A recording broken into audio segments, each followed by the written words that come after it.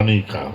तो उन्होंने कहा कि जो जैसे है आवागमन ऊपर से भी रहेगा और नीचे से भी रहेगा, इसलिए माननीय मंत्री जी को मैं बधाई और धन्यवाद भी देता हूं कि उन्होंने यहाँ की आवाज को वहां समझा और उन्होंने आश्वस्त किया हम लोग को कि दोनों चीज रहेगा, अंडरपास भी रहेगा और ऊपर से भी आवागमन बरकरार रहेगा।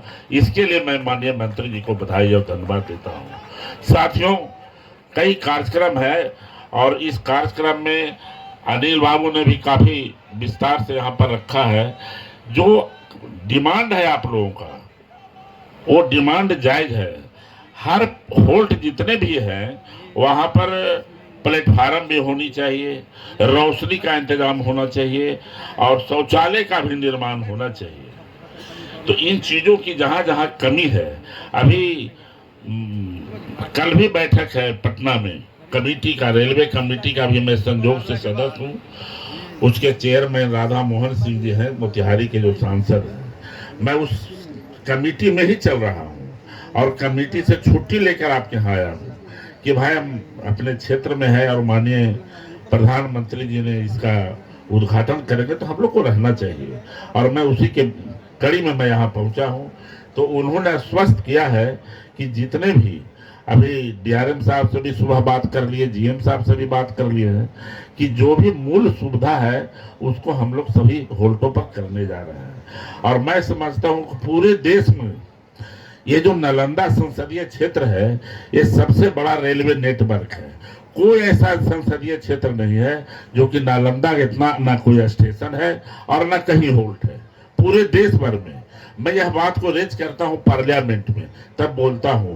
इसके लिए मैं नेता नीतीश कुमार को बधाई और धन्यवाद देता हूं कि जब अटल बिहारी देश के प्रधानमंत्री जी थे, उनके नेतृत्व में नीतीश कुमार जी देश के रेल मंत्री जब बने तो उन्होंने पूरे देश में इस नेटवर्क को, रेलवे को फैलाने का काम किया। और उसी के कड़ी में जो माननीय हमारे अनिल बाबू भी बता रहे थे कि बिहार शरीफ से चंडी होते हुए, दनियामा होते हुए जो हम लोग फतुआ रुक रहे हैं, इस रेल का डिमांड आज हो रहा है कि पटना ले जाया जाए या दानापुर। हमने हाउस में कई बार रेज किया कि यहाँ पर टिकट नहीं कटते हैं, सबसे कम टिकट कटता है। रेलवे के अधिकारी आए होंगे, देखेंगे ये लो लिस्ट, मैं पहले ही देख चुका हूँ। जिसका इसका आमदनी है ही नहीं, इस स्थिति में ट्रेन को पहुंचाया जा रहा है। जब तक इसको पटना नहीं किया जाएगा तब तक इसकी आमदनी बहुत कम है। हमने पहले भी अनुरोध किया है, कल भी अनुरोध करेंगे। परसों बनारस में दोनों जीएम रहेंगे, नॉर्थ ईस्ट के भी रहेंगे, दोनों जीएम रहेंगे आपके हाजीपुर, दोनों, और दोनों के बीच फिर मैं कल परसों इस बात को रखूंगा। तो कई जो आपकी समस्याएं मूलभूत है, वो एक एक चीज की हमें जानकारी है और लोगों ने कुछ आवेदन भी दिया है कि जो मूलभूत समस्याएं हैं, रोशनी है, बिजली है, पानी है, अब कहीं होल्ट है और टिकट नहीं कटता है, तो उसके लिए भी मैंने रेज किया है। लेकिन वो तो लगता है जल्दी हो जाएगा।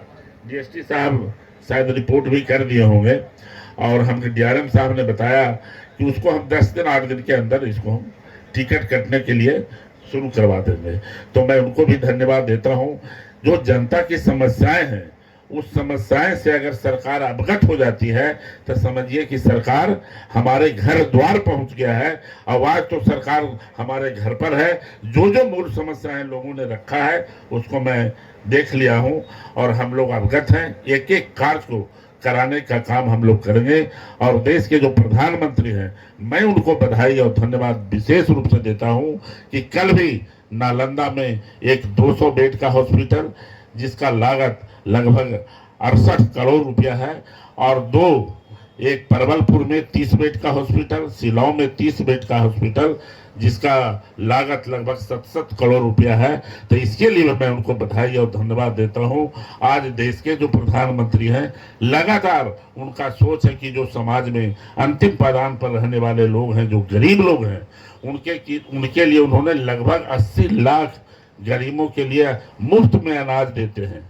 क्यों देते हैं? कि हमारे लोग कोई भूखा न सो जाए, यह कोई कहने वाला न रहे कि देश में भूखा भी आदमी मर सकता है। इसके लिए मैं देश के प्रधानमंत्री को बधाई देता हूं कि उनकी सोच, उनका जो सोच है, कितनी बड़ी सोच है कि हमारे देश में कोई आदमी भूखा न सोए, कोई आदमी भूखा मर नहीं जाए। आज से 15 साल 20 साल पहले पार्लियामेंट में, हाउस में क्वेश्चन रेज होता था कि महाराष्ट्र में सूखे के अभाव में इतने लोग ने आत्महत्या कर लिया, वो स्थिति को प्रधानमंत्री आने नहीं दिए।